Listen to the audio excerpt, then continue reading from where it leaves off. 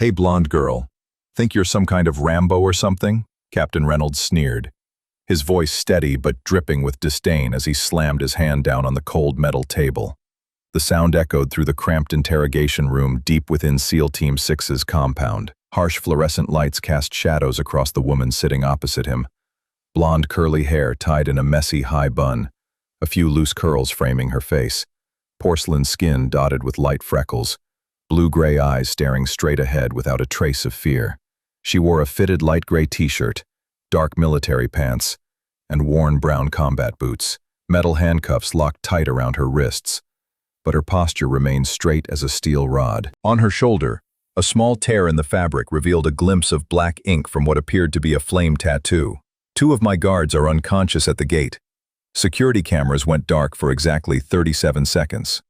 The alarm system didn't even have time to sound. Reynolds stared intently into those blue eyes. Who are you? Spy? Terrorist? The woman remained silent, her gaze never leaving his face. The only sound in this sealed room was the slow rotation of the ceiling fan overhead. Reynolds let out a bitter laugh. Silent treatment, huh? Think you're tough? I'll show you why they call me Hammer. But what Captain Reynolds didn't know was that in 18 minutes, he would be the one trembling and apologizing. The interrogation room felt smaller with each passing second. Steel walls painted institutional green, a two-way mirror that reflected nothing but Reynolds' growing frustration, and a single camera blinking red in the corner. The woman, according to the preliminary report, going by the name Raven Lawson, hadn't moved a muscle since being seated. Her breathing remained steady, controlled, almost meditative. Reynolds circled the table like a predator sizing up prey. At 6'4", 220 pounds of pure muscle earned through 15 years of elite military service, he was used to intimidating suspects into compliance. His camouflage uniform bore the insignia of a decorated officer, chest full of ribbons that told stories of courage under fire. The scar running from his left temple to his jaw served as a permanent reminder of Fallujah, where he'd earned his reputation as someone who got results. "Let me paint you a picture, sweetheart," Reynolds said, his voice dropping to a dangerous whisper. At 0200 hours, our perimeter sensors detected an intrusion. By the time my team responded, 2 highly trained Navy SEALs were down for the count. No shots fired, no weapons discharged, no signs of struggle. Just 2 elite operators unconscious in the dirt. He paused, studying her face for any reaction. Nothing. Security footage shows a figure approximately your height and build approaching the main gate.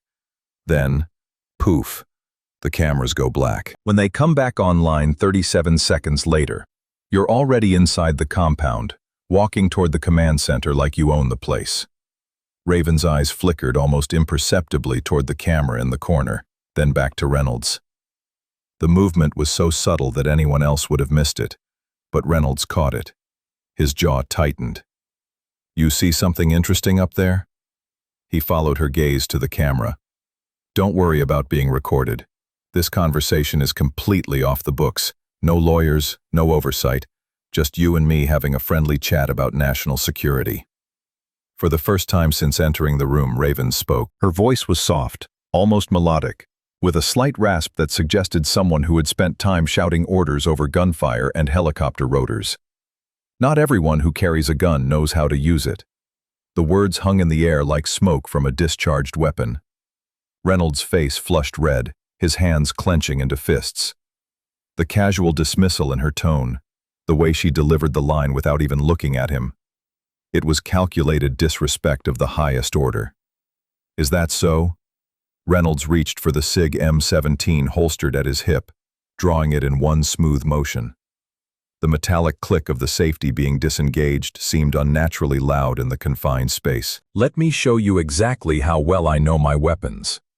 He stepped around the table, positioning himself directly in front of her, and pressed the cold barrel against her forehead. The gun trembled slightly, not from fear or uncertainty, but from the adrenaline coursing through his veins. This was the moment where suspects broke, where tough facades crumbled under the weight of imminent death. Raven didn't even blink.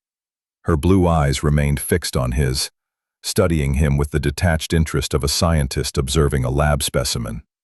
If anything, she seemed almost bored by the threat. "Problem with intimidation," she said quietly, "is that it only works on people who have something to lose." Before Reynolds could process the implications of that statement, the heavy steel door burst open. Intelligence Officer Martinez entered without invitation, his polished dress shoes clicking against the concrete floor. At 5'8" with the lean build of a desk jockey, Martinez represented everything Reynolds despised about the modern military. Too much education, not enough dirt under the fingernails. "Captain," Martinez said, his voice carrying the authority of someone who answered directly to brass that outranked everyone in the building. "We need to discuss the situation." Reynolds kept the gun pressed against Raven's forehead, his eyes never leaving hers. "I'm in the middle of getting answers, Martinez. This can wait." "I'm afraid it can't." Martinez approached the table, tablet in hand, his demeanor suggesting he'd rather be anywhere else. "The prisoner's identity is complicated." "What's complicated about it?" "Her name is Raven Lawson. She's a terrorist who infiltrated our base, and she's about to tell us everything she knows." Martinez cleared his throat uncomfortably. "That's the problem, sir. Raven Lawson doesn't exist." The words hit the room like a flashbang grenade. Reynolds' gun hand wavered slightly as he processed the information. "What do you mean, doesn't exist?" "No birth certificate, no social security number, no passport, no digital footprint of any kind. The name appears in exactly 0 databases. As far as the United States government is concerned, this woman was never born." Raven's lips curved into the faintest suggestion of a smile. "Careful, Martinez. You're starting to ask the right questions." Martinez nearly dropped his tablet. "How do you know my name? I never introduced myself." "Staff Sergeant Diego Martinez, Intelligence Corps, serial number 749-88-5567. Graduated summa cum laude from Georgetown, recruited straight out of college. Assigned to cyber warfare analysis before transferring to human intelligence. Your wife Maria is pregnant with your first child. A daughter you plan to name Isabella after your grandmother." The silence that followed was absolute. Martinez's face had gone white as printer paper, his hands visibly shaking as he struggled to comprehend how a prisoner could possibly know such intimate details about his life. Reynolds pressed the gun harder against Raven's skull. "How the hell do you know that information?" "I know a lot of things," Raven replied evenly, "including the fact that your weapon has a round chambered. But the magazine is only loaded with 14 rounds instead of the standard 17. You've been practicing quick draws in the mirror of your quarters, haven't you, Captain? Trying to recreate that scene from your favorite action movie, the one where the hero intimidates the bad guy into talking." Reynolds' face cycled through confusion, recognition, and then something approaching terror. She was right. He had been practicing quick draws, something he'd never admitted to anyone, and the magazine count was accurate down to the exact number. "Lucky guess," he said, but his voice lacked conviction. "Third drawer of your desk contains a letter you've written and rewritten 47 times to the family of Corporal Henderson, the soldier who died under your command in Syria. You can't bring yourself to send it because you know that words can't bring their son back. And deep down, you blame yourself for the decision that got him killed." This time, Reynolds actually stumbled backward, the gun dropping from Raven's forehead. The letter was real, hidden exactly where she said it would be, written exactly as she described. The guilt over Henderson's death was something that haunted his every waking moment, and several sleeping ones as well. "Who are you?" he whispered. Before Raven could answer, another voice cut through the tension. "That's what I'd like to know. If you're feeling that same frustration watching someone get completely underestimated, smash that like button right now. Subscribe because stories like this remind us that the most dangerous person in the room is often the one nobody expects. And hey, I'm curious, where are you watching this from? Are you tuned in from the US, UK, Canada, or somewhere else entirely? Drop your country in the comments because I love seeing our global community come together for these incredible stories of hidden strength. The new arrival commanded attention simply by existing.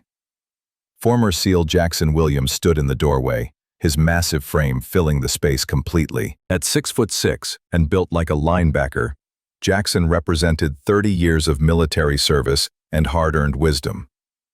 Graying hair cropped in a regulation cut, steel gray eyes that had seen too much combat, and a presence that made even battle-hardened officers straighten their posture. "Gentlemen," Jackson said, his voice carrying the weight of absolute authority, "I suggest you step away from the prisoner." Reynolds found his voice, though it cracked slightly. "Master Chief, this is a classified interrogation. You don't have clearance for—" "Son," Jackson interrupted, his gaze never leaving Raven's face. "I've got clearance for things that would keep you awake at night. Now lower your weapon and step back." There was something in Jackson's tone, not quite recognition, but a growing suspicion that made him approach the table with unusual caution. His eyes were fixed on Raven with an intensity that suggested he was trying to solve a puzzle with missing pieces.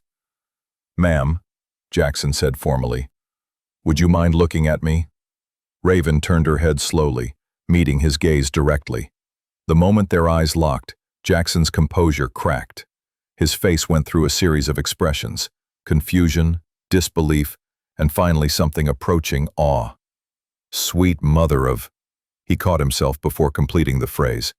"It can't be." "Hello, Jackson," Raven said quietly. "It's been a while." Martinez looked between them frantically. "You two know each other? This is highly irregular. Master Chief, if you have information about this prisoner, you're required to—" "Martinez," Jackson said without taking his eyes off Raven, "I need you to run a very specific search in the classified database. Look for Operation Neptune's Fork, August 2011. "Sir, I don't have clearance for operations from that time period." "Then get someone who does. And Martinez?" Jackson's voice carried a warning that made the intelligence officer take an involuntary step backward. "Whatever you find in that file, you keep to yourself until I say otherwise. Understood?" Martinez nodded mutely and hurried from the room, leaving Reynolds and Jackson alone with their mysterious prisoner. The atmosphere had shifted dramatically. Where moments before it had been a straightforward interrogation, now it felt like standing on the edge of a precipice, staring into an abyss that might stare back. Reynolds holstered his weapon but remained tense, ready to draw again at a moment's notice. "Master Chief, what the hell is going on here? Who is this woman?" Jackson didn't answer immediately. Instead, he walked around the table slowly, studying Raven from different angles like an art critic examining a masterpiece. When he spoke, his voice was barely above a whisper. Operation Neptune's Fork was a classified extraction mission in Afghanistan. 6 operators went in to recover a high-value target from Taliban custody. It was supposed to be a routine snatch and grab. He paused, his hands clenching and unclenching unconsciously. 5 operators never made it home. Raven's expression remained neutral, but something flickered in her eyes. Pain, perhaps, or the weight of old memories. The official report listed all 6 operators as killed in action. Jackson continued. Bodies recovered, families notified, flags folded and presented. Closed casket funerals because the remains were compromised. Reynolds felt ice forming in his stomach. And? One of those operators was the team leader, codename Ghost 01, the most lethal soldier I ever had the privilege of serving alongside. Jackson's voice grew thick with emotion. I was the one who had to tell her commanding officer that she was dead. The room temperature seemed to drop 10 degrees. Reynolds looked back and forth between Jackson and Raven, trying to process the implications of what he was hearing. "That's impossible," Reynolds said. "You're telling me this woman is a dead Navy SEAL?" "I'm telling you," Jackson replied, "that if this is who I think it is, then we just held a gun to the head of the most decorated special operations soldier in modern military history." Raven spoke for the first time since Jackson had entered the room. 6 went in, Jackson. Only 1 came out. But that one carried 5 bodies 18 miles through hostile territory to make sure everyone came home, even if they couldn't walk out on their own. Jackson's eyes filled with tears he refused to let fall. "Ma'am, I need to ask you something, and I need you to answer truthfully. During Operation Neptune's Fork, what was the extraction code phrase? Angels don't abandon their own. Jackson dropped to one knee, his massive frame somehow making the gesture look natural rather than submissive. Ghost 01, ma'am. Permission to formally recognize your return to active status. The moment stretched like a taut wire, tension building to a breaking point. Reynolds felt like he was watching something sacred and terrible unfold, a reunion between warriors forged in fire and blood. The casual disrespect he'd shown earlier now seemed not just inappropriate but potentially career-ending. Jackson, Raven said softly, stand up. That's not who I am anymore. Ma'am, with respect, that's exactly who you are. A warrior doesn't stop being a warrior just because the war changes. Before anyone could respond, the door burst open again. This time it was security technician Sarah Williams, a 25-year-old analyst whose primary job involved monitoring the base's extensive surveillance network. She burst into the room with the urgency of someone carrying life-or-death information. "Captain Reynolds," she said breathlessly, "we have a problem. The prisoner's biometric scan just triggered something in the classified database." Reynolds was getting tired of surprises. "What kind of something?" Sarah glanced nervously at Raven, then back at Reynolds. "Sir, the system is showing a clearance level I've never seen before. Level 0. The computer won't even tell me what that means. Just keeps flashing, insufficient authority, every time I try to access the file." Jackson and Raven exchanged a look that spoke volumes. Reynolds felt like he was standing in the middle of a conversation conducted in a language he didn't understand.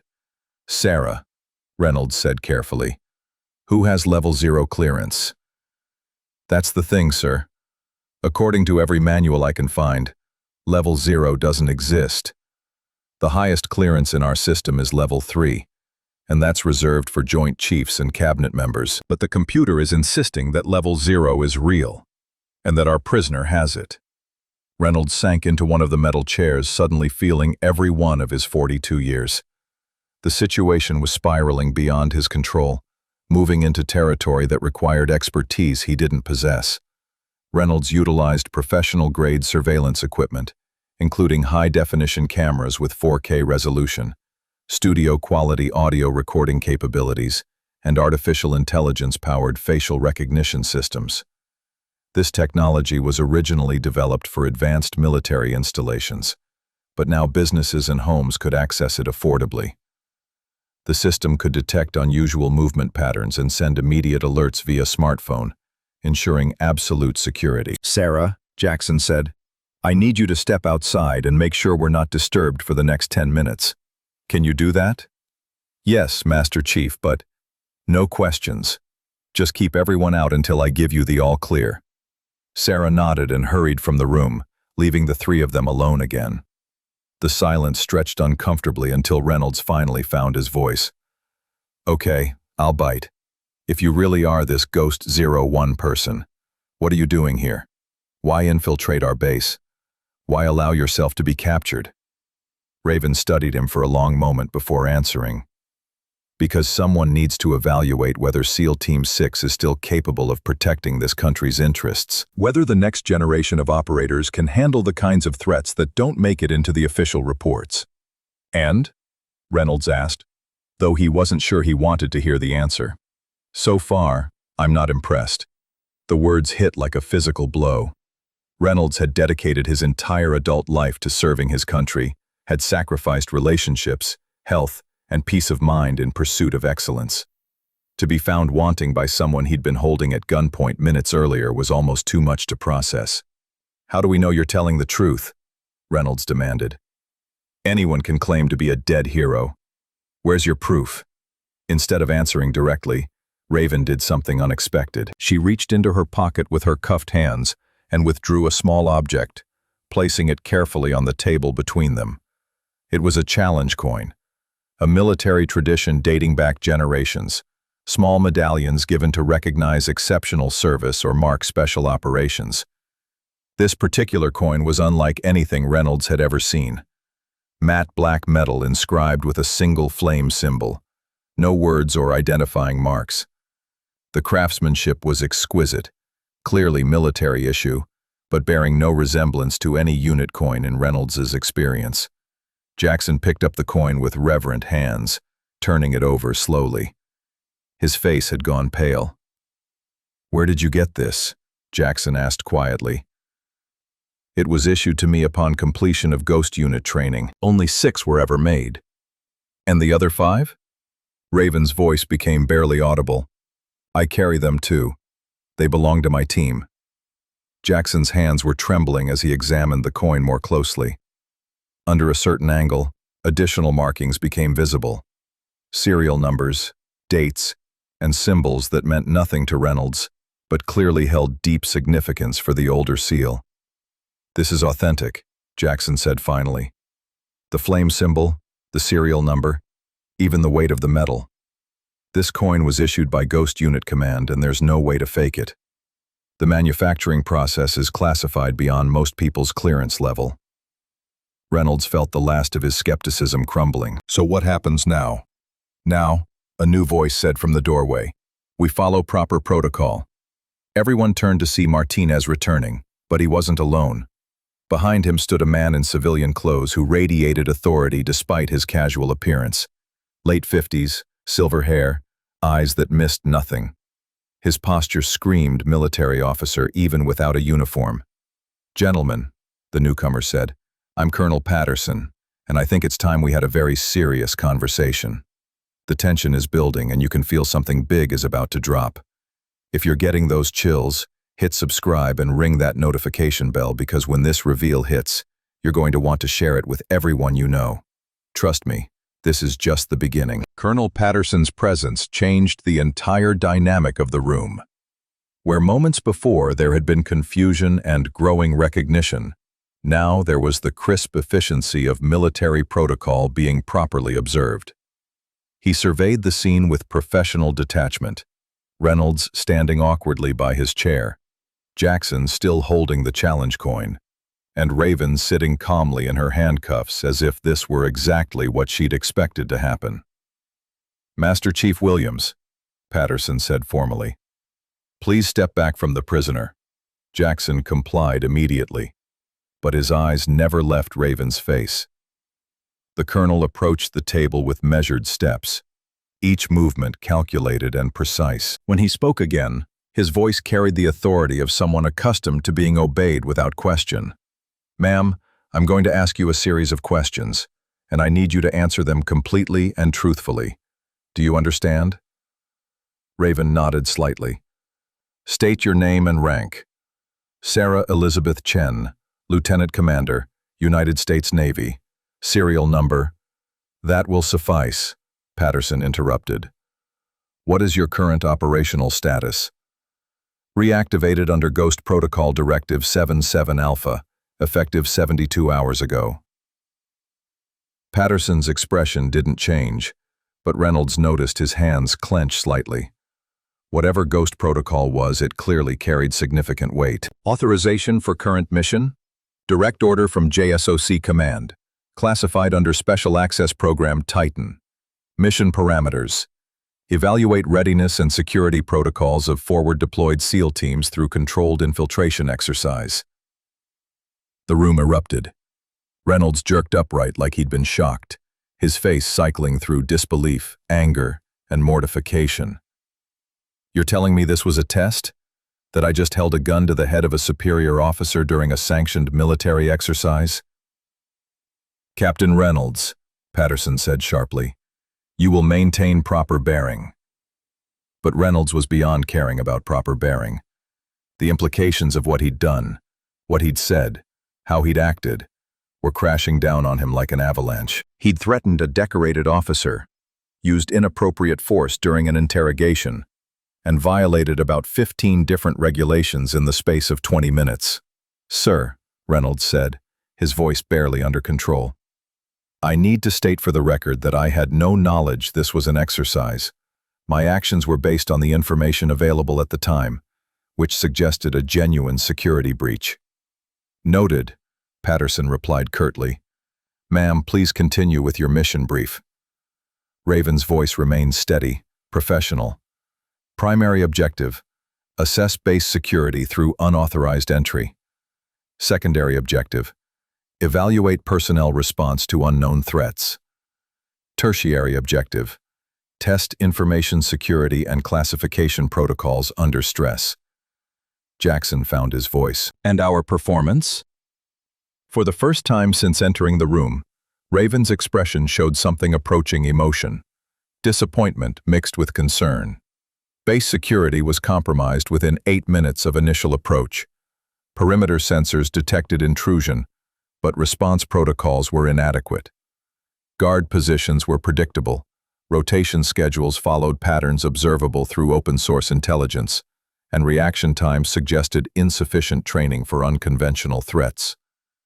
She paused, letting the criticism sink in before continuing. Personnel response showed tactical competence, but significant gaps in threat assessment. Captain Reynolds defaulted to intimidation rather than intelligence gathering, potentially compromising valuable information sources. Intelligence Officer Martinez demonstrated proper protocol, but insufficient clearance for the situation at hand. Master Chief Williams showed appropriate recognition protocols and proper respect for chain of command. Reynolds felt like he was being dissected with surgical precision.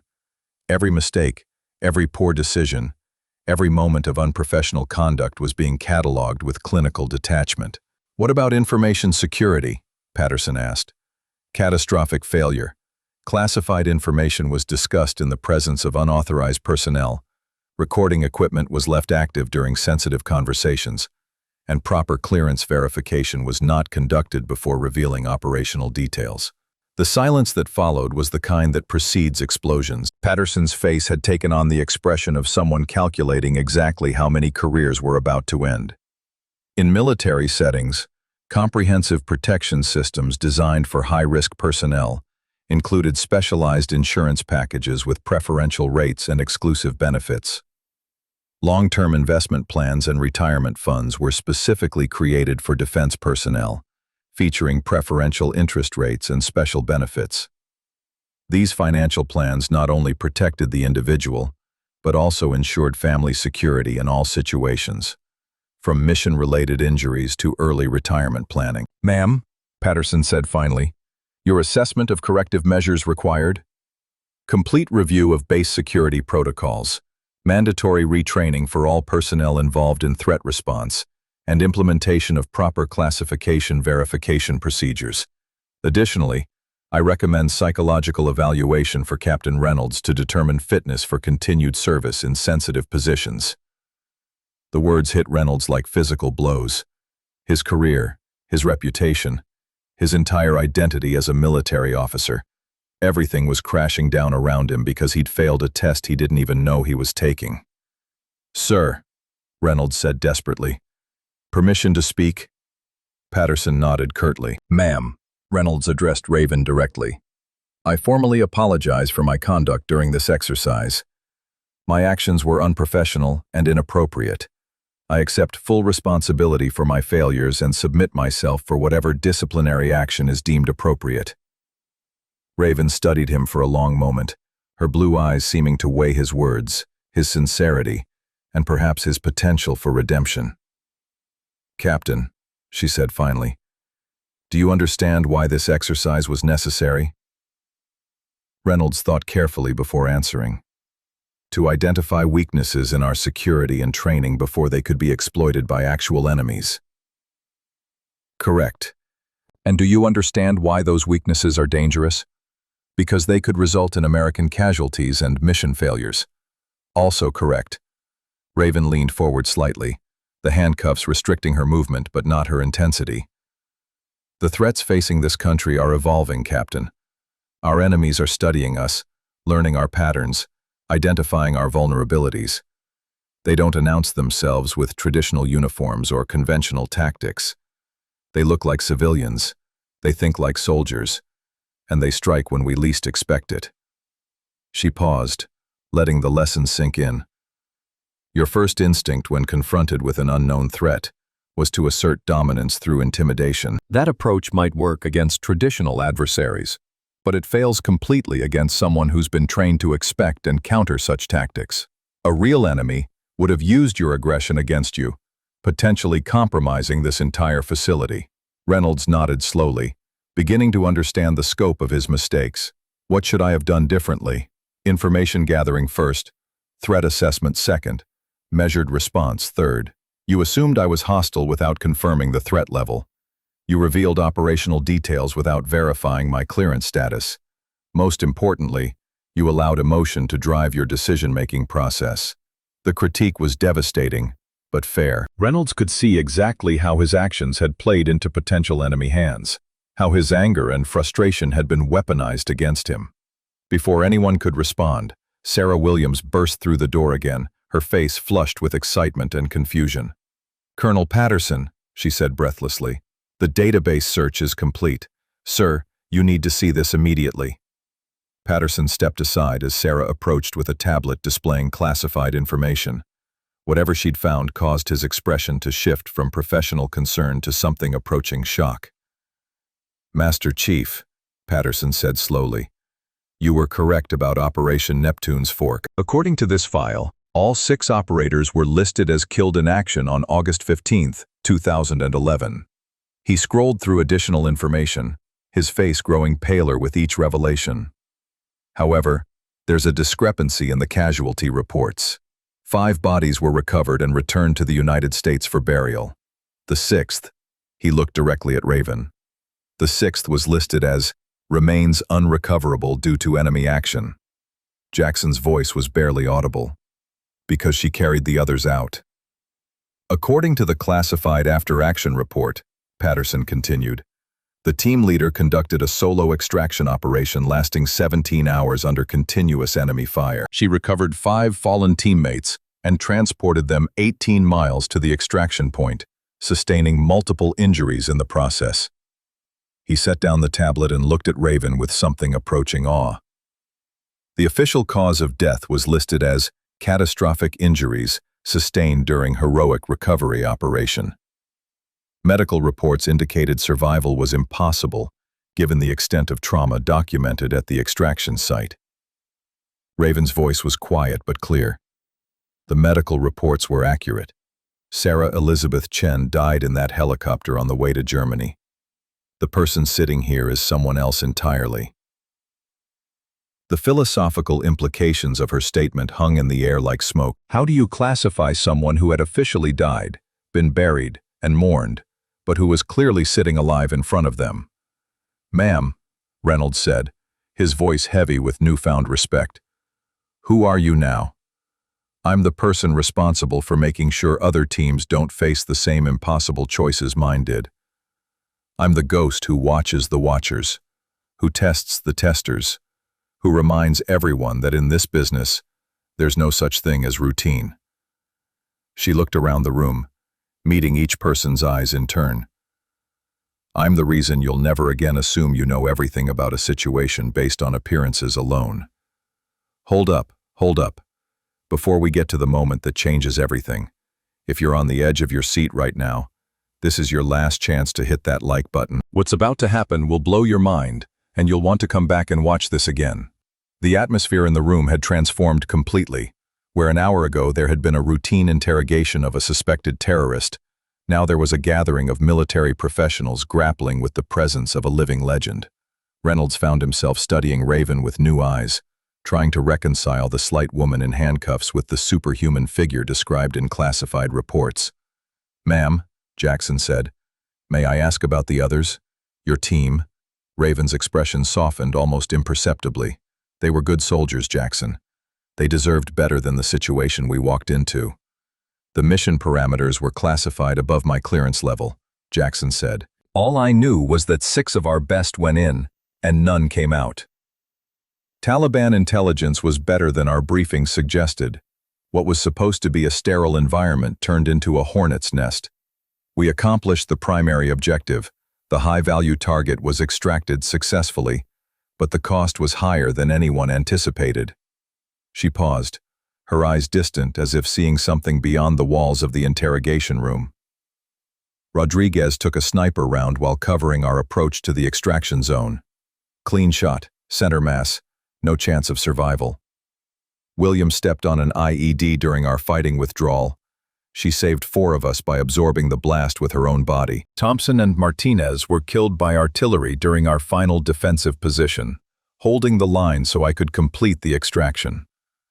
The clinical precision of her after-action report couldn't disguise the pain underneath. These weren't just statistics or tactical assessments. They were friends, comrades, family members who had died under her command. "And Henderson?" Jackson asked quietly. Henderson stayed with me until the end, took 2 rounds in the chest during the final approach to the landing zone, but refused medical evacuation until all the bodies were accounted for. She died in my arms on the helicopter, asking me to make sure her daughter knew she was a hero. The room fell silent except for the mechanical hum of the air conditioning system. The weight of their sacrifice seemed to press down on everyone present, a reminder of the price paid for freedom by those who volunteered to stand watch in dangerous places. Reynolds cleared his throat awkwardly. "Ma'am, the psychological evaluation you recommended for me, do you really think it's necessary?" Raven studied him carefully before answering. "Captain, you've spent your entire career being the strongest person in the room. Today you discovered that strength isn't always about physical dominance or intimidation tactics. The question is whether you can adapt your leadership style to account for that knowledge." "I want to try," Reynolds said sincerely. "I want to be better than I was an hour ago." That's the first step. The second is understanding that real strength often comes disguised as weakness, that the most dangerous enemies are the ones who don't look threatening, and that respect has to be earned through actions rather than demanded through rank. Patterson checked his watch, a reminder that even legendary encounters had to conform to military schedules. "Ma'am, what's the timeline for your evaluation report?" "Preliminary findings will be transmitted within 24 hours. Full assessment with recommendations will follow within 72 hours. However, Colonel, I should mention that this facility is only the first of several scheduled for evaluation." "How many facilities?" "All of them." The implications were staggering. Every SEAL team, every Special Operations unit, every classified installation would be subjected to the same kind of surprise evaluation. The ripple effects would transform how the entire Special Operations community approached security, training, and personnel selection. Professional legal knowledge regarding military benefits and veteran rights was becoming increasingly important. Specialized legal courses focusing on military law and veteran advocacy were gaining popularity. These educational programs, taught by experienced military law experts and former officers, helped ensure all rights and benefits were properly protected and advocated for. "Ma'am," Sarah interjected, "there's one more thing. The biometric scan triggered an additional alert I've never seen before. The system is requesting authentication for something called Ghost Protocol Reactivation. It's asking for command authorization codes." Raven nodded as if this were expected. "Colonel Patterson, you have those codes?" Patterson's eyebrows rose. "I do?" "Check your classified message traffic from this morning. You should have received a priority communication from Joint Special Operations Command." Patterson pulled out his secure phone, scrolling through encrypted messages with growing confusion that transformed into comprehension and then concern. Here it is. Ghost Protocol Authorization 77 Alpha. Validate identity confirmation for operational reactivation. The message was sent at 0600 hours, but I never... He trailed off, understanding dawning. "You knew this would happen. You knew exactly how this interrogation would unfold. I've been planning this evaluation for months, Colonel. Every possible scenario was mapped out, every contingency accounted for. The only variable was how quickly your people would piece together the truth." Reynolds felt a mixture of admiration and unease. "So our reactions, our decisions, you predicted all of it? Human behavior follows patterns, Captain. Military personnel especially so. Training creates predictable responses, and stress reveals character. Your initial aggression was anticipated, as was Master Chief Williams's recognition protocol and Officer Martinez's procedural compliance." She gestured around the room with her cuffed hands. Even this conversation was planned. The only question was whether you would learn from the experience or simply rationalize your failures. Jackson spoke up. And our verdict? Mixed results. Captain Reynolds showed adaptability and willingness to accept criticism. Positive indicators for future leadership potential. Officer Martinez followed proper procedures but needs enhanced training and classification verification. Master Chief Williams demonstrated excellent situational awareness and appropriate deference to command structure. She looked directly at Sarah. Technician Williams showed initiative and proper reporting protocols. Her quick thinking and attention to detail potentially prevented a significant security breach. Sarah beamed at the praise, clearly proud to have contributed positively to such an important evaluation. So what happens now? Reynolds asked. Now you implement the lessons learned. Security protocols are updated, training programs are revised, and personnel are educated about the evolving nature of threats facing this country. Most importantly, you remember that assumptions can be deadly in our line of work. Patterson began entering the authorization codes into Sarah's tablet, each keystroke confirming the reality of what they'd experienced. The screen flashed green, displaying text that made everyone in the room straighten unconsciously. Ghost protocol activated. Operational status. Reactivated. Agent designation. Ghost 01. Clearance level.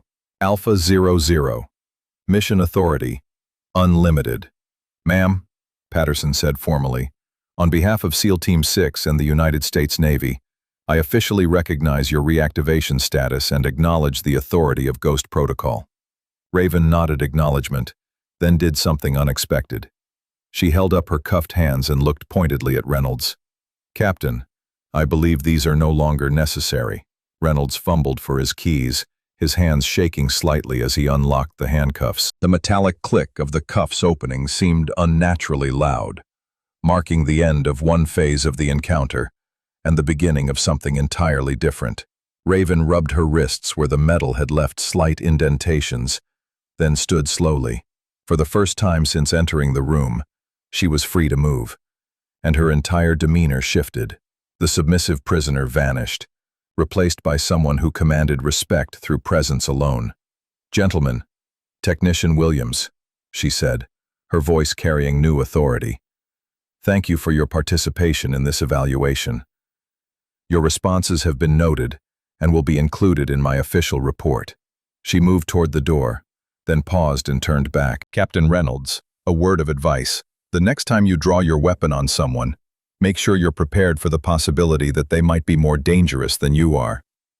Yes, ma'am, Reynolds replied, and meant it. Master Chief Williams, maintain your current standards. They serve you well. Thank you, ma'am. Officer Martinez, request enhanced clearance for threat assessment protocols. You'll need it for future situations. I'll submit the paperwork immediately, ma'am. Technician Williams, excellent work on the database analysis. Consider applying for intelligence specialist training. Thank you, ma'am. I will. She reached for the door handle, then paused one final time. Oh, and gentlemen, next time might not be an exercise. The door closed behind her with a soft click, leaving the four of them alone with the magnitude of what they'd experienced. The interrogation room felt different now, larger somehow, as if her presence had been compressing the space around them. Reynolds sank into his chair, emotionally and physically exhausted. Did that really just happen? It happened, Jackson confirmed, and now we have to figure out what it means. Patterson was already making notes on his tablet, documenting the encounter for official reports. This changes everything. If Ghost Protocol is truly reactivated, it means there are threats out there serious enough to warrant bringing back operators who are officially dead. What kind of threats? Sarah asked. The kind that keep generals awake at night, Patterson replied grimly. Martinez had been unusually quiet during the final exchanges, but now he spoke up with obvious concern. Sir, if there are other operators like her out there, conducting similar evaluations, how many of our installations might be compromised? All of them, Reynolds said quietly, finally understanding the full scope of what they'd witnessed. She said this was just the first evaluation. Every SEAL team, every special operations unit, they're all going to be tested. Jackson nodded slowly. And the ones that fail won't get a second chance. The implications were staggering. The entire special operations community was about to undergo the most comprehensive security evaluation in its history, conducted by operators whose very existence was classified beyond most people's clearance level. "So what do we do?" Sarah asked. Patterson set down his tablet and looked around the room at each of them in turn. "We learn. We adapt. We get better. Because if Ghost 01 is back in the field, it means the threats we're facing are serious enough to warrant bringing back the dead." He stood up, straightening his uniform in a gesture that somehow restored normal military bearing to the situation. "This briefing is classified at the highest levels. Nothing discussed here leaves this room without explicit authorization from JSOC Command. Is that understood?" "Yes, sir," came the unanimous response. "Good.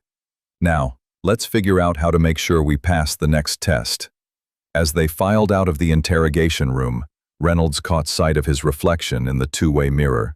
The man looking back at him appeared older somehow, marked by an experience that had fundamentally changed his understanding of what it meant to serve his country. Outside in the corridor, there was no sign of Ghost 01. She had vanished as completely as if she'd never existed, leaving behind only the memory of a voice that warned them the next time might not be an exercise. Reynolds touched the empty holster at his hip and wondered how many other assumptions he'd been carrying that might prove equally dangerous when tested against reality. The answer, he suspected, was more than he wanted to know, but he was going to find out anyway, because that's what soldiers did. They adapted, they overcame, and they protected their country against all enemies, even the ones hiding in plain sight, waiting patiently for the perfect moment to reveal that everything you thought you knew was wrong. In the distance, an alarm sounded, not the harsh klaxon of a security breach, but the subtle chime that indicated a priority message arriving through classified channels. Patterson checked his secure phone and his face went pale. "What is it?" Reynolds asked. "New orders," Patterson replied, his voice tight with concern. "Ghost protocol evaluations have been accelerated. The next facility is being tested tomorrow." "Which facility?" Patterson looked up from his phone, meeting Reynolds' eyes with an expression that mixed anticipation and dread. All of them, simultaneously. The corridor seemed to grow colder as the implications sank in. Somewhere out there, more ghosts were stirring, preparing to test the defenses of America's most elite military units. And now Reynolds and his team knew exactly how unprepared they all might be. The game had changed, and the rules were written by people who didn't officially exist, enforced by standards that defied conventional understanding, and graded on a curve that measured success by survival. Welcome to the new reality of special operations, where the most dangerous enemy was the one you never saw coming, and the greatest threat was assuming you knew what danger looked like.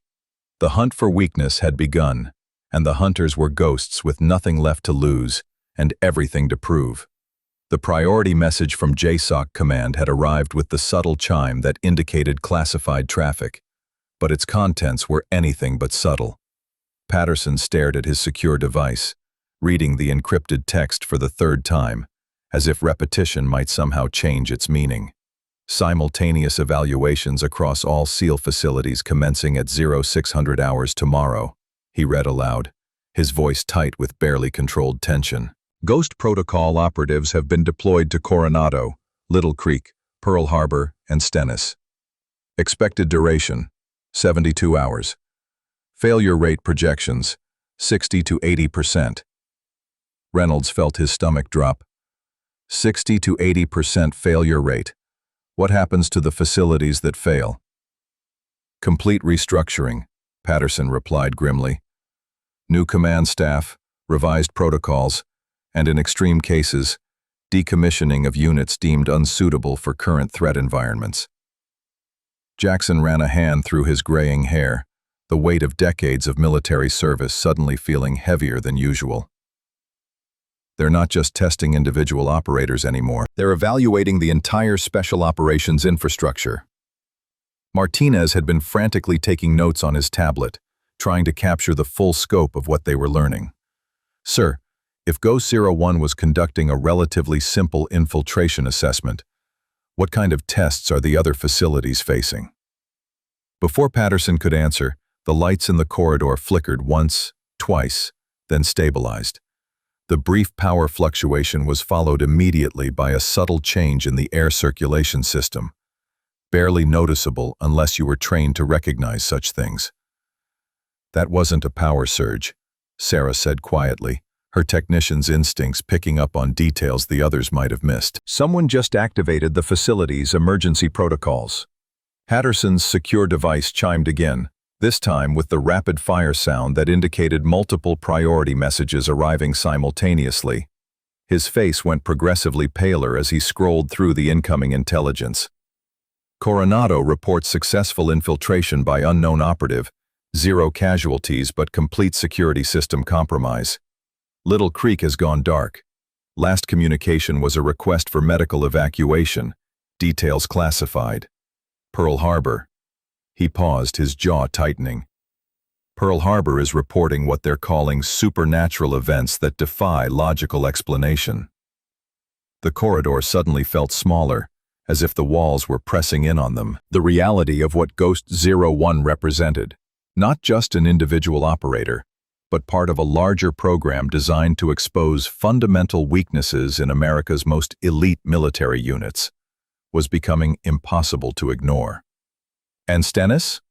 Reynolds asked, though he wasn't sure he wanted to hear the answer. "Stennis isn't responding to communications. Satellite imagery shows normal base operations, but all electronic traffic has ceased."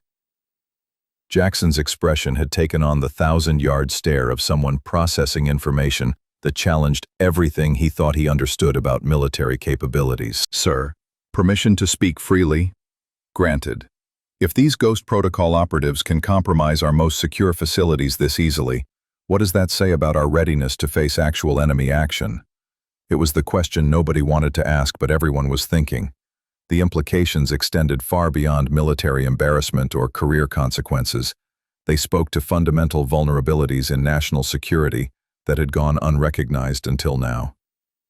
In military environments, comprehensive financial protection systems designed specifically for high-risk personnel included specialized insurance packages with enhanced coverage and exclusive benefits. Long-term investment strategies and retirement planning, specifically created for defense personnel, featured competitive interest rates and specialized benefits. These financial frameworks protected not only the individual, but ensured family security across all scenarios, from mission-related injuries to early retirement transitions.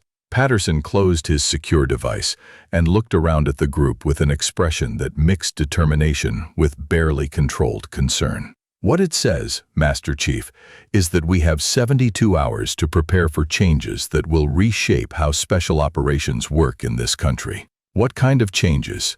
Sarah asked. "The kind that separate the operators who can adapt to new realities from those who can't."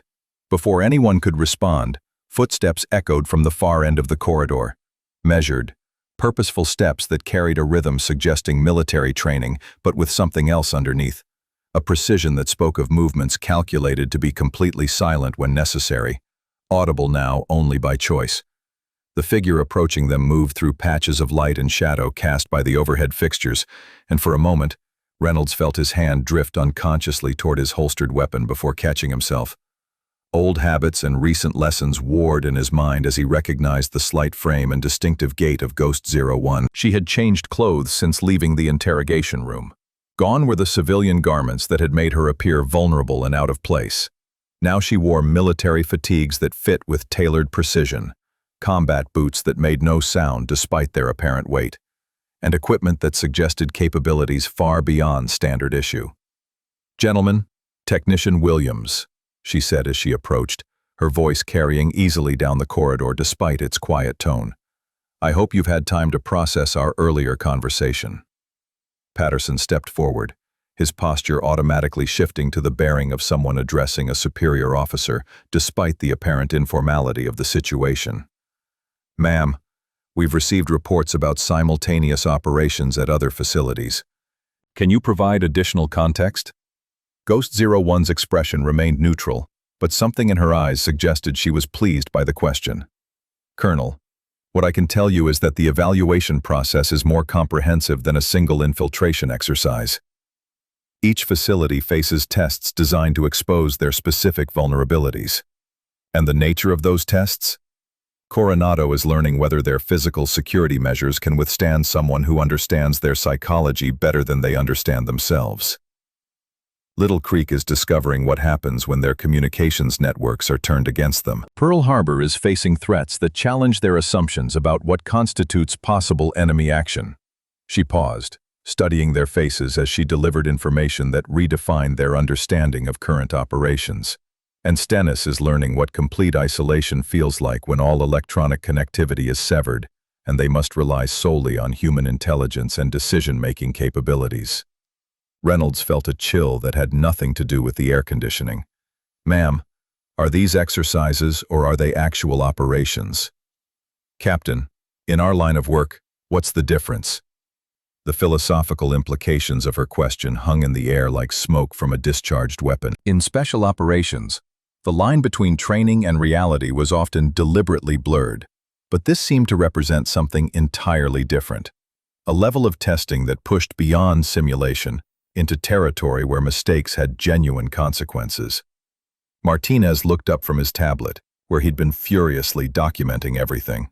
"Ma'am, the failure rate projections mentioned in our briefing materials. What happens to personnel in units that are classified as failures? They adapt, or they find new careers." The simple statement carried weight that made everyone present understand the stakes involved. This wasn't just about military efficiency or operational readiness.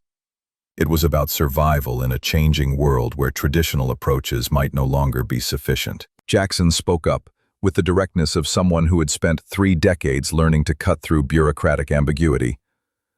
"Ma'am, what do you need from us?" Ghost 01 studied him for a moment, and for the first time since her reappearance, something approaching approval flickered across her features. "I need you to understand that everything you think you know about threats, enemies, and defensive capabilities is about to change. The world has evolved while our training remained static. Our adversaries have adapted while our protocols remained predictable." She began walking slowly down the corridor, gesturing for them to follow. Her movement was casual but purposeful, leading them toward areas of the facility that weren't typically accessible to most personnel. The threats facing this country no longer announce themselves with uniforms, flags, or conventional weapons. They look like civilians, they think like soldiers, and they strike when we're focused on fighting the last war instead of preparing for the next one. They pass through several security checkpoints, each one recognizing Ghost 01's credentials automatically and granting access without question. The deeper they went into the facility, the more Reynolds realized how much of their base remained mysterious, even to personnel who worked there daily. "Ma'am," Sarah said, "during our database analysis, we discovered security protocols we didn't know existed. How extensive are the systems we don't have access to?" Technician Williams, what you discovered represents approximately 15% of this facility's actual capabilities. The remaining 85% is classified at levels that don't appear in standard documentation. They entered an elevator that Reynolds had never noticed before, despite passing this corridor hundreds of times. Ghost 01 placed her palm on a scanner that emerged from what had appeared to be solid wall, and the elevator began descending to levels that weren't shown on any facility schematic he'd ever seen. "Where are we going?" Patterson asked. "To show you what you're actually protecting." The elevator descended for what felt like several minutes, traveling far deeper underground than any official blueprints indicated. When the doors finally opened, they revealed a command center that made the surface-level facilities look primitive by comparison. Multiple large displays showed real-time intelligence feeds from around the world, communication stations buzzed with encrypted traffic, and dozens of personnel worked at stations equipped with technology that seemed decades ahead of anything Reynolds had encountered. "Welcome to Ghost Protocol Command," Ghost 01 said. "This is where we monitor threats that don't make it into official intelligence briefings." Patterson stared at the displays showing global threat assessments, his face cycling through confusion and growing alarm. "Ma'am, how long has this facility existed?" Construction began 3 years ago, shortly after it became clear that traditional intelligence gathering was insufficient for emerging threat patterns. Full operational status was achieved 18 months ago, and we've been conducting evaluations ever since. Martinez was studying the personnel working at various stations, noting details that suggested military training, but also capabilities that went beyond conventional special operations. "Ma'am, who are these people?" "Operators who officially died in various conflicts over the past decade, but who possessed skills too valuable to lose. Each of them volunteered for continuation of service under Ghost Protocol guidelines." The implications were staggering. An entire command structure populated by officially dead operators working on threats that weren't acknowledged by conventional intelligence agencies, operating with resources and authority that existed outside normal military hierarchies. Hold up. Before we get to the moment that changes everything, if you're on the edge of your seat right now, this is your last chance to hit that like button. What's about to happen will blow your mind and you'll want to come back and watch this again. "Sir," Reynolds said, addressing Patterson but looking at Ghost 01. "What's our role in all this?" "Your role, Captain, is to decide whether you can adapt to new realities or whether you represent a security liability that needs to be contained." The words hit like cold water. Despite the respect and apparent approval she'd shown during their earlier interactions, Ghost 01 was making it clear that their continued service wasn't guaranteed. They were still being evaluated, and the stakes were higher than they'd initially understood. "What kind of adaptation?" Jackson asked. Ghost 01 led them to a briefing area where classified documents were spread across a large table. Maps, photographs, intelligence summaries, and tactical assessments painted a picture of global threats that bore little resemblance to the information presented in standard military briefings. "The kind that requires you to think beyond conventional paradigms," she replied, gesturing toward the materials. "Study these assessments. Tell me what you see." Reynolds approached the table first, scanning documents that detailed terrorist networks, state-sponsored infiltration operations, and cyber warfare capabilities that seemed to blur the line between science fiction and operational reality. "These threat assessments," he said slowly, "they're describing capabilities that shouldn't be possible with current technology." Shouldn't be possible, or shouldn't be publicly acknowledged. Martinez joined Reynolds at the table, his intelligence training helping him process the information more quickly. "Ma'am, if these assessments are accurate, then our current defensive postures are completely inadequate." "Correct, which brings us to the real purpose of today's evaluation." Ghost 01 activated a large display screen that showed live feeds from the other SEAL facilities currently undergoing evaluation. The images were disturbing, not because they showed violence or destruction, but because they revealed the ease with which supposedly secure installations could be compromised. At Coronado, a figure in civilian clothes walked through restricted areas without challenge, security personnel seemingly unaware of the intrusion despite multiple camera angles showing the breach clearly. At Little Creek, communication systems displayed error messages while personnel struggled to understand why their encrypted networks were broadcasting their own classified conversations back to them on open frequencies. Pearl Harbor's feed showed something that defied immediate explanation: equipment malfunctioning in patterns that suggested external control, personnel reporting phenomena that shouldn't be possible, and an atmosphere of controlled panic as traditional troubleshooting protocols proved completely ineffective. "The Stennis feed isn't available," Ghost 01 explained, "because that facility is currently operating under complete electronic isolation. They have no external communications, no satellite connectivity, and no access to digital resources of any kind. Their evaluation focuses on decision-making capabilities when stripped of technological advantages." Sarah stared at the displays with the fascination of someone whose entire career had been built around understanding electronic systems. "Ma'am, how are these compromises being achieved?" "Through exploitation of assumptions, Technician Williams. Each facility is being attacked through weaknesses they didn't know they possessed, using methods they didn't know were possible."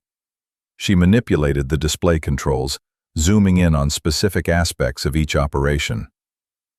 Coronado's personnel are ignoring the intruder because their pattern recognition training teaches them to look for specific threat indicators. The operative knows those indicators and is specifically avoiding them while accomplishing objectives that should be impossible under normal circumstances. The feed shifted to Little Creek. This facility's communication networks are being used against them through exploitation of protocols they installed for security purposes. Their own defensive measures have been converted into attack vectors.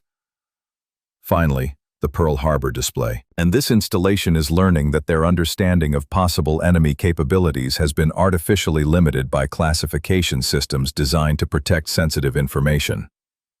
They're facing demonstrations of technologies that exist but aren't acknowledged in their briefing materials. Patterson studied the feeds with growing comprehension and concern. "Ma'am, these aren't exercises in any conventional sense. These are proof-of-concept demonstrations showing that our most secure facilities can be compromised at will."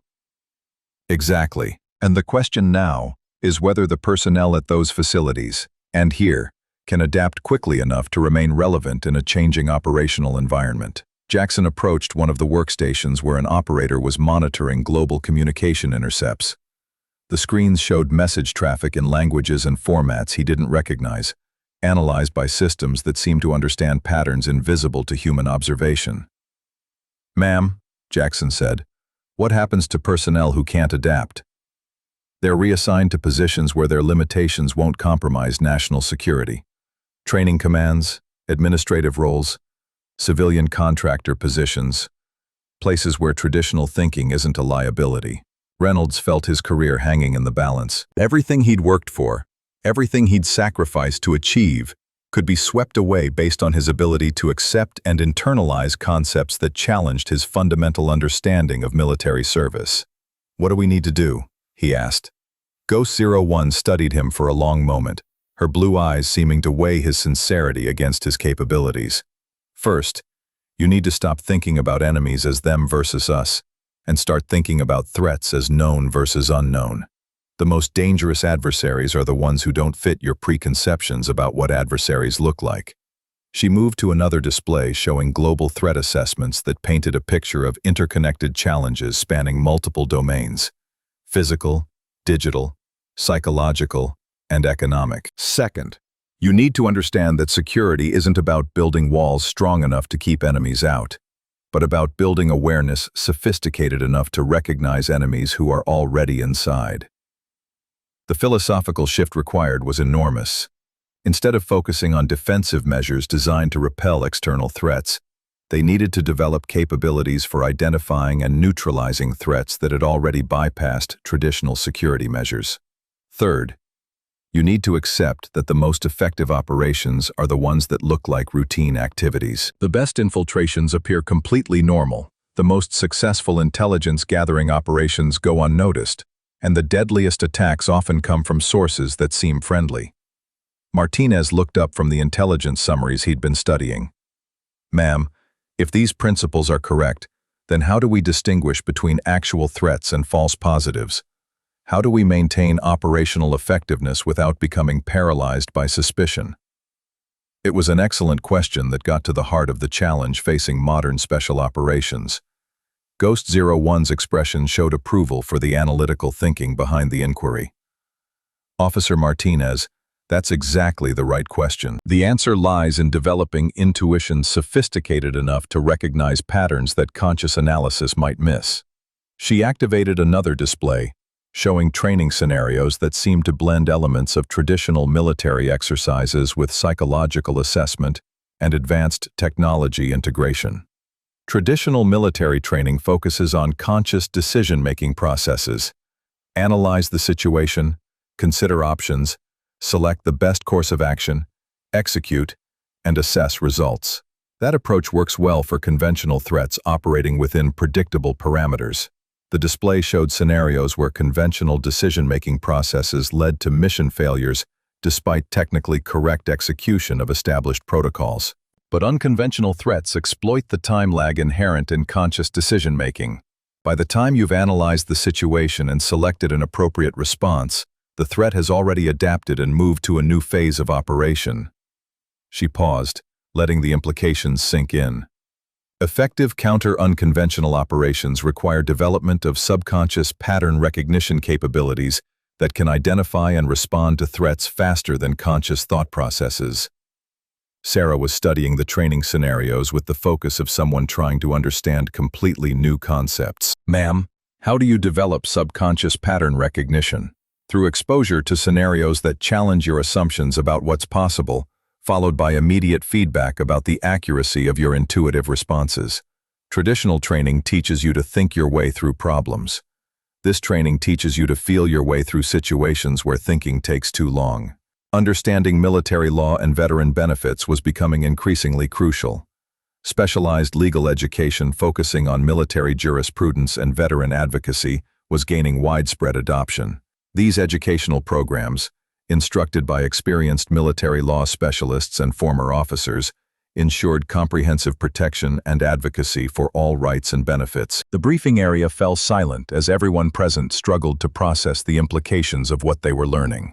The entire foundation of their military training was being redefined in real time, replaced by approaches that seemed to blend traditional tactical thinking with almost mystical concepts about intuition and subconscious awareness. Reynolds broke the silence with a question that probably should have occurred to him earlier. Ma'am, why are you telling us all this?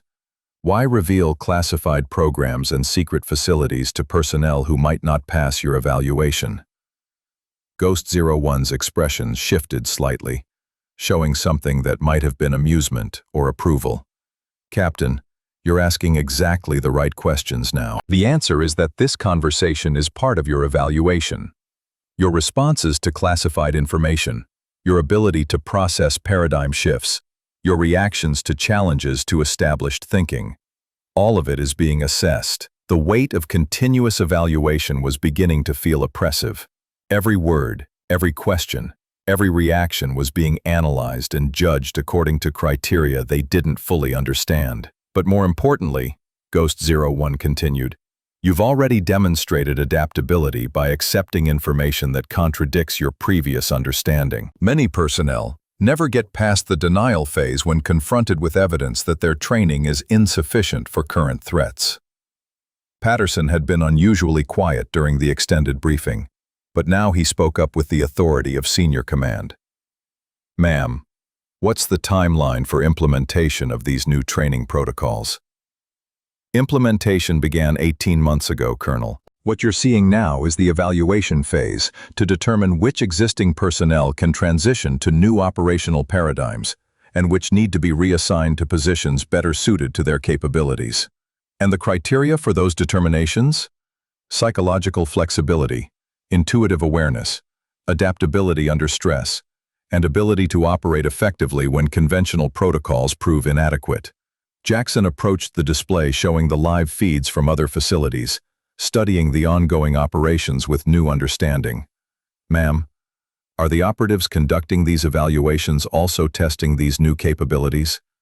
Master Chief, every Ghost Protocol operative is simultaneously testing the evaluation targets and being tested themselves. The threats we face require constant adaptation, and anyone who stops learning becomes a liability, regardless of their previous accomplishments. The philosophical implications were staggering. Even elite operators who had proven themselves capable of extraordinary achievements under conventional parameters needed to continuously evolve or risk becoming obsolete. Martinez was taking detailed notes, his intelligence training helping him recognize the broader strategic implications of what they were witnessing. Ma'am, how extensive is the Ghost Protocol program? How many operators? How many facilities? How many ongoing operations? Ghost 01 considered the question carefully before answering. Officer Martinez, what I can tell you is that Ghost Protocol represents the military's adaptation to 21st century realities. The scope is classified, but the impact will reshape how special operations function across all service branches. She gestured toward the command center around them, where dozens of personnel continued working on projects that remained mysterious despite their obvious importance. Every person working in this facility represents capabilities that don't exist in official military documentation. Every operation being monitored addresses threats that haven't been publicly acknowledged. Every evaluation being conducted determines whether existing personnel can contribute to national security under current conditions, or whether they represent vulnerabilities that need to be contained. The magnitude of the program was becoming clear. This wasn't just about improving training or updating protocols. It was about fundamentally transforming how the military understood and responded to modern threats. Before anyone could ask additional questions, alarms began sounding throughout the facility. Not the harsh klaxons that indicated immediate threats, but the subtle chimes that suggested significant developments requiring command attention. Ghost 01 moved immediately to one of the communication stations, where an operator was receiving priority traffic from multiple sources. The conversation was brief and conducted in code phrases that meant nothing to Reynolds, but clearly carried significant meaning for Ghost 01. When she turned back to address the group, her expression had shifted to something more serious and focused. "Gentlemen, Technician Williams, the evaluation phase has been accelerated. Pearl Harbor has requested immediate assistance. Little Creek has declared a facility-wide emergency, and Coronado is reporting what they're calling supernatural phenomena that require expert analysis." Patterson stepped forward. "Ma'am, what kind of assistance?" "The kind that requires personnel who can think beyond conventional limitations and operate effectively in situations where standard procedures don't apply." She moved toward equipment lockers that contained gear unlike anything in standard military inventory. Advanced communication devices, weapons that seemed decades ahead of current technology, and protective equipment that suggested threats beyond conventional understanding. "Your final evaluation begins now.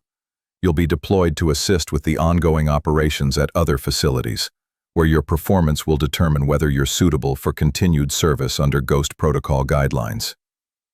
Reynolds felt his pulse accelerate. "Ma'am, what kind of threats are we likely to face? The kind that will test everything you think you know about what's possible." As if on cue, another alarm sounded, this one with the urgent tone that indicated immediate action required. Ghost 01 moved with practiced efficiency, gathering equipment and issuing rapid-fire instructions to personnel throughout the command center. "Captain Reynolds, you'll be deployed to Pearl Harbor to assist with technical anomalies that are challenging their operational capabilities. Master Chief Williams, you're going to Coronado to provide tactical assessment of infiltration techniques that appear to violate known physical laws." She continued issuing assignments with the precision of someone who had planned for multiple contingencies. "Officer Martinez, you'll support Little Creek's communication analysis efforts. They're dealing with intelligence that suggests enemy capabilities beyond current threat assessments. Technician Williams, you'll remain here to coordinate information flow between all facilities." "Ma'am," Patterson said, "what about command structure? Who's in overall control of these operations?" Ghost 01 paused in her equipment preparation, meeting his eyes directly. "Colonel, you're about to learn that some operations require authority that transcends normal military hierarchies. The threats we face don't respect organizational charts, and our responses can't be limited by bureaucratic constraints." The command center around them had transformed into something resembling a war room, with personnel coordinating multiple simultaneous operations, while displays showed real-time intelligence updates from around the globe.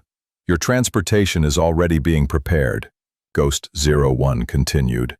"Mission briefings will be provided en route. Remember that everything you've learned here is classified at the highest levels, and your performance during these operations will determine your future service options." She handed each of them communication devices that looked like standard military equipment but felt different. Heavier, more sophisticated, with interface elements that suggested capabilities beyond conventional radio systems. "These devices will keep you connected to Ghost Protocol Command regardless of local communication disruptions. Use them for situation reports, request for assistance, and emergency extraction if necessary." Reynolds examined the device, noting details that spoke of advanced technology integrated into familiar packaging. "Ma'am, how do we know what constitutes an emergency in situations where we don't understand the baseline parameters?" "Captain, you'll know. Trust your instincts, adapt to circumstances, And remember that the most important mission objective is gathering intelligence about enemy capabilities that we didn't know existed. Jackson was checking his own equipment with the methodical precision of someone who had prepared for countless missions. "Ma'am, what if the threats we encounter are beyond our ability to handle?" "Master Chief, your job isn't to handle them. Your job is to survive them long enough to report back what you've learned." The distinction was sobering. They weren't being sent out to solve problems or neutralize threats. They were being deployed as intelligence-gathering assets, whose primary mission was observation and analysis, rather than direct action. Before anyone could ask additional questions, Ghost 01 did something that fundamentally changed the entire situation. She reached for the collar of her military uniform and began removing it with efficient movements that suggested someone changing clothes for a specific purpose. "Ma'am?" Patterson said, confused by the sudden action. "What are you doing?" "Showing you something that will help you understand the scope of what you're dealing with." Underneath the military uniform, she wore a simple black t-shirt that fit closely enough to reveal details that had been concealed by the looser clothing. As she folded the uniform and set it aside, the movement caused the t-shirt to shift, revealing more of her left shoulder where the hint of tattoo had been visible earlier. But this wasn't just a glimpse of black ink. This was something that demanded attention and commanded respect from anyone who understood its significance. Starting at her shoulder blade and extending down her upper arm was a masterwork of military tattoo artistry. A flame rendered in intricate detail, but not just any flame. This was a specific design that incorporated elements recognizable to anyone with sufficient military knowledge. The flame was composed of individual tongues of fire, each one containing symbols and text that told a story of service, sacrifice, and capabilities that transcended normal human limitations. Military unit designations, operation codes, and symbols that represented achievements in classified missions blended together in a design that was both beautiful and terrifying. At the base of the flame, barely visible unless viewed from exactly the right angle, were 6 small symbols that looked like graves markers. Each one bore initials that corresponded to the teammates she had lost during Operation Neptune's Fork, a permanent memorial to warriors who had died under her command. But it was the text woven throughout the flame design that made everyone in the room understand they were in the presence of something extraordinary. Ghost 01 appeared in stark military lettering, followed by operation names that didn't appear in any official records, casualty numbers that spoke of missions beyond normal comprehension, and dates that covered a span of service extending far beyond what any conventional operator could survive. The silence that followed was absolute. This wasn't just military body art. This was a historical document etched in flesh, a record of service that existed outside official documentation, but carried weight that made conventional medals and ribbons seem insignificant by comparison. Jackson was the first to find his voice, and when he spoke, it was barely above a whisper. "Holy cow, that's not just a tattoo, that's a complete service record." Ghost 01's expression remained neutral, but something in her eyes suggested this revelation had been planned as carefully as everything else they'd experienced. "Master Chief, this tattoo represents 15 years of operations that don't appear in any official database. Every symbol, every date, every designation represents missions accomplished and prices paid in service to this country." She turned slightly, allowing them to see additional details that had been concealed by the angle of her positioning.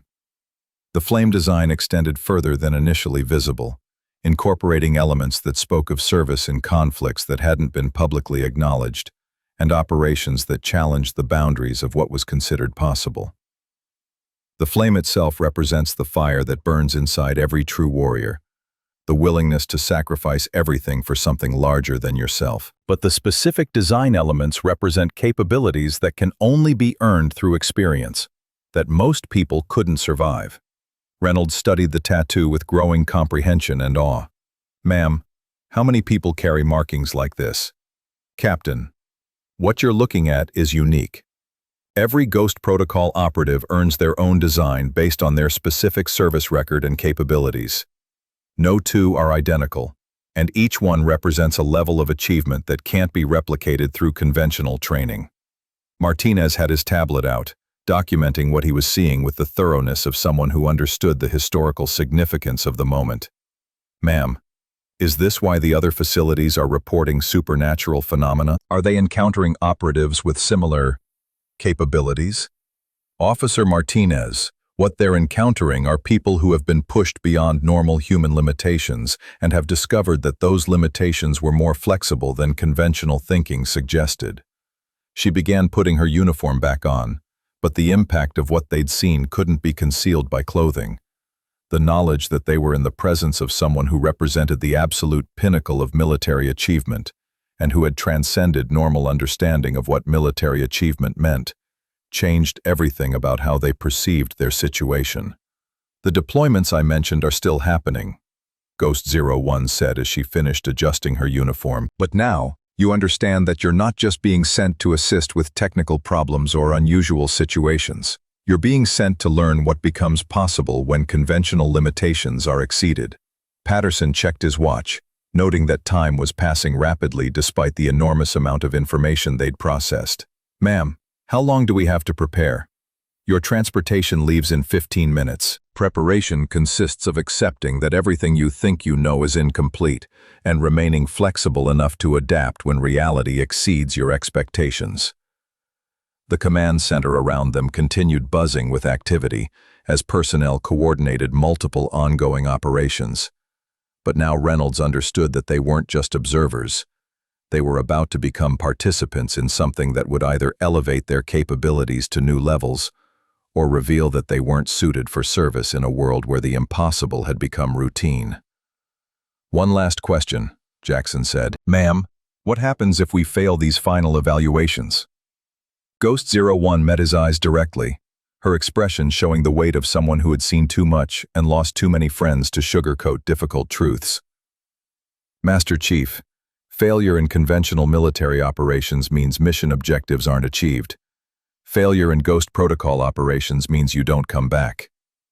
The words hung in the air like smoke from discharged weapons, carrying implications that went far beyond career consequences or professional disappointment. They were about to enter territory where mistakes had permanent consequences, and where the price of inadequacy was measured in more than just lost opportunities. "But," Ghost 01 continued, "success means you become part of something that protects this country from threats that most people can't imagine and couldn't survive if they encountered them." She moved toward the exit, gesturing for them to follow. "Your choice, gentlemen. Traditional service with predictable challenges and conventional rewards, or Ghost Protocol service with unlimited challenges and rewards that redefine what service to country means." As they followed her toward whatever transportation was waiting, Reynolds realized that this wasn't just about military careers anymore.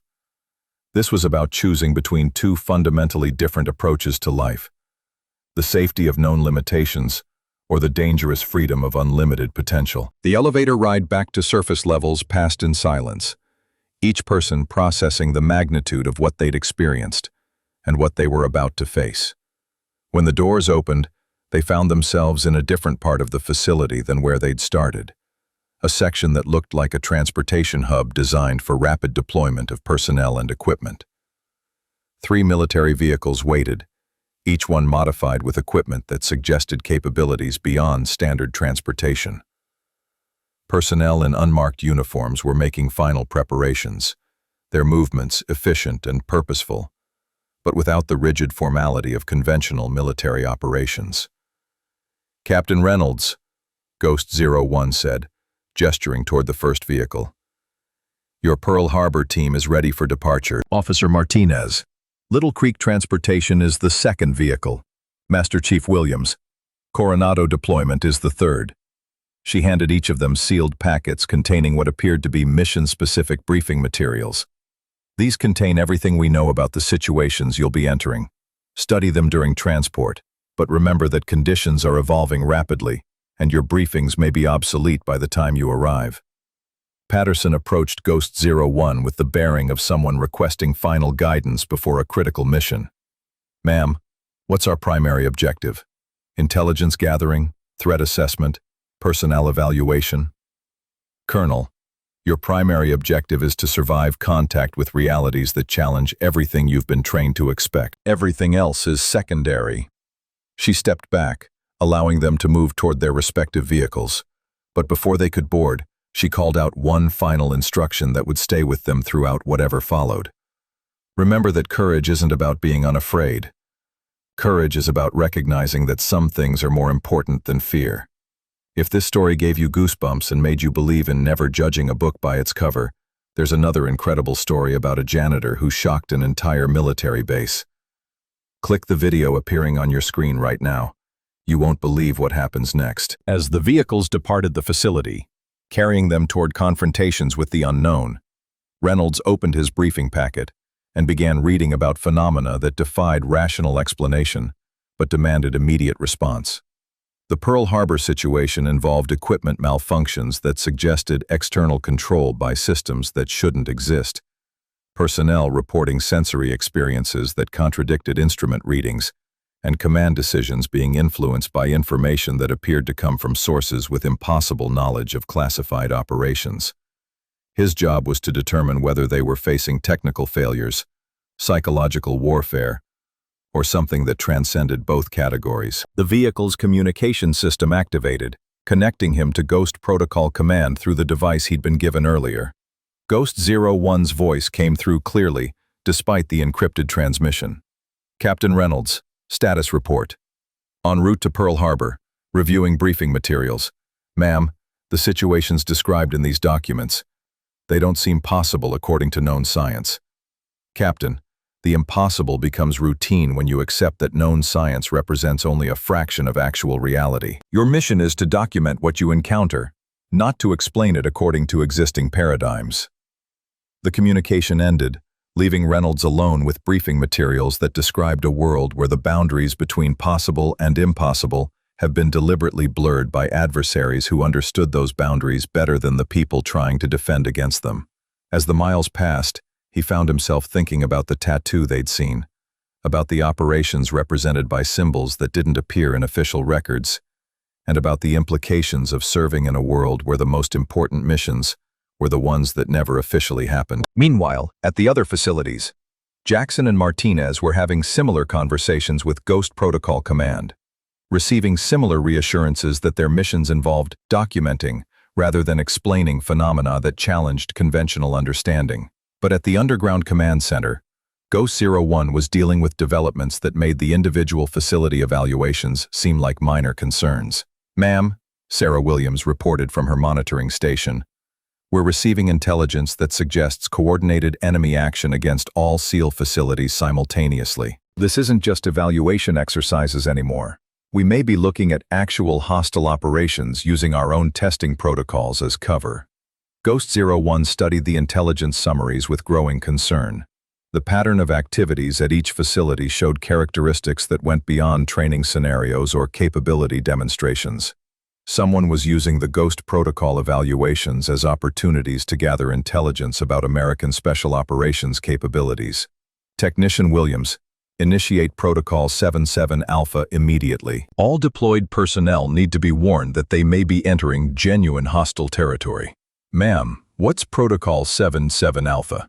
The protocol that assumes our evaluations have been compromised by enemy action, and that our personnel are now operating in actual combat situations, without conventional backup or support.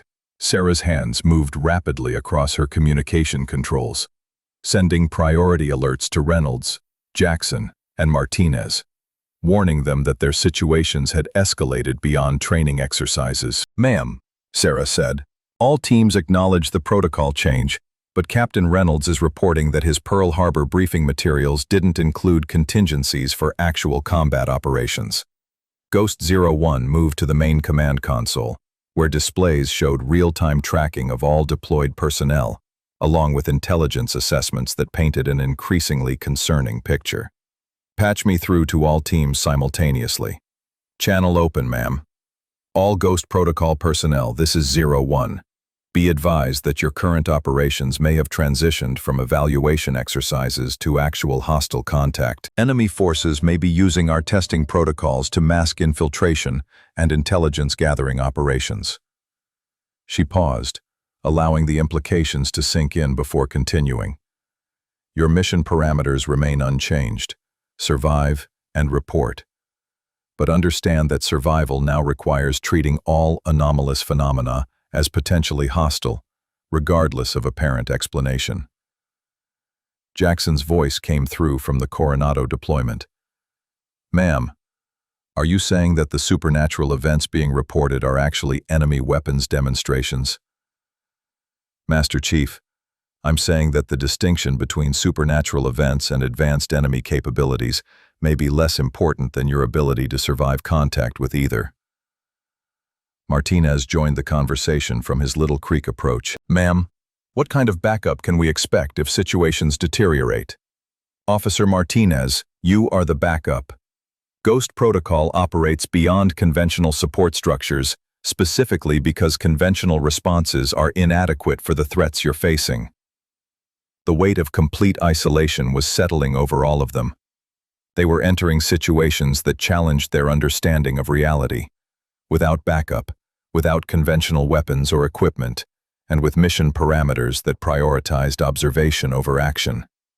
All teams, Ghost 01 continued, remember your training and trust your instincts. The enemy capabilities you encounter may seem impossible, but they're not supernatural. They're just more advanced than what we've previously acknowledged. As the communications ended, Sarah looked at Ghost 01 with obvious concern. Ma'am, what if they encounter threats beyond their ability to handle?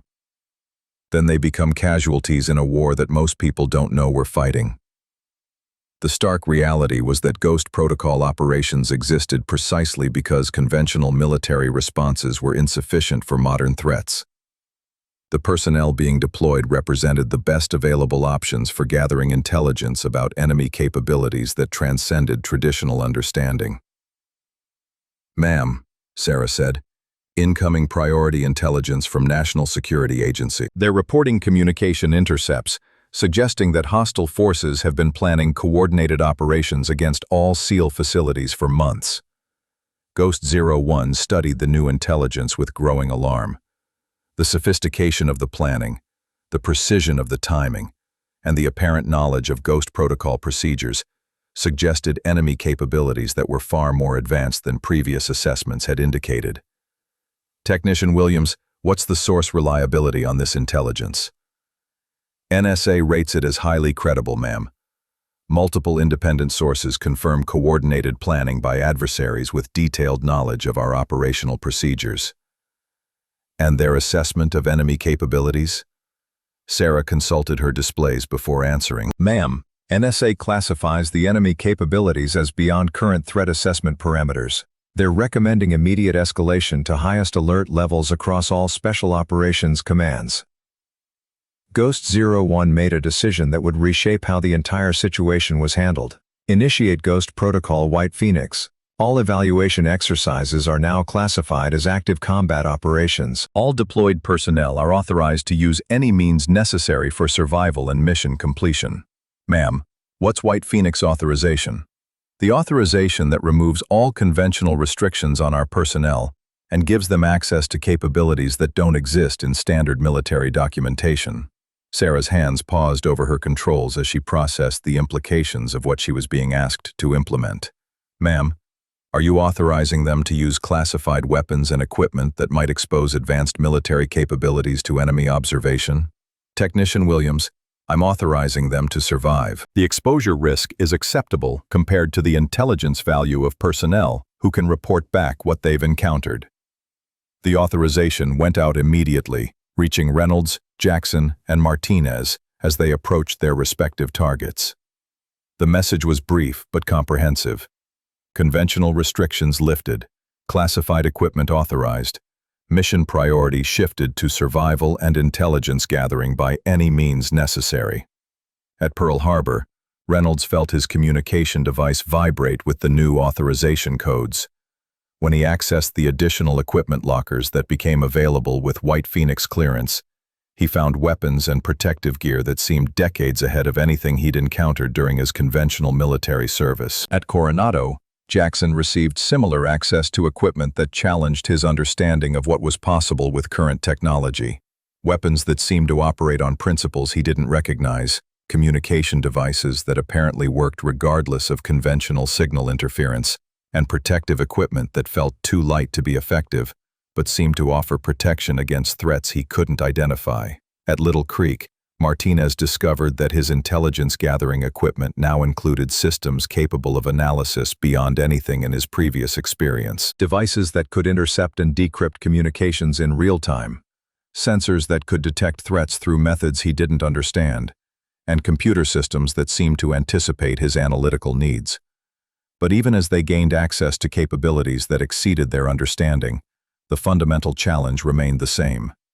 They were entering situations where enemy capabilities might exceed even these advanced resources.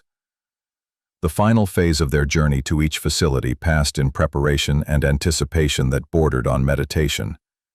Each of them understood that they were about to encounter realities that would either expand their understanding of what was possible or exceed their ability to comprehend and survive. At Ghost Protocol Command, Ghost 01 monitored their approach while coordinating with intelligence agencies that were rapidly revising threat assessments based on incoming data about enemy capabilities. The war they were fighting wasn't just about territorial control or conventional military objectives. It was about the future of human conflict, where the boundaries between possible and impossible had become weapons in themselves, and where survival required adaptation to realities that most people couldn't imagine. As the first reports began coming in from the deployed teams, it became clear that everything they thought they knew about modern warfare was about to change forever. And in the depths of the underground command center, Ghost 01 prepared for the possibility that some of her personnel might not be coming home, not because they lacked courage or skill, but because they were facing enemies who had redefined what winning and losing meant in conflicts that transcended traditional understanding. The evaluation was over. The war had begun. The final reports would either reshape how America defended itself against 21st-century threats, or they would serve as warnings about capabilities that had surpassed human ability to counter. Either way, the world was about to discover that some soldiers never really die.